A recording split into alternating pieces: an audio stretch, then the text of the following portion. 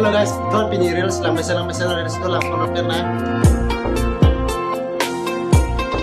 Tabang so actress. RG cute tiga na pencilon, tiga ilapin sam tiga na pencilon. Kali itu lah person reels video lang mesela ini channel subscribe ni. Wow.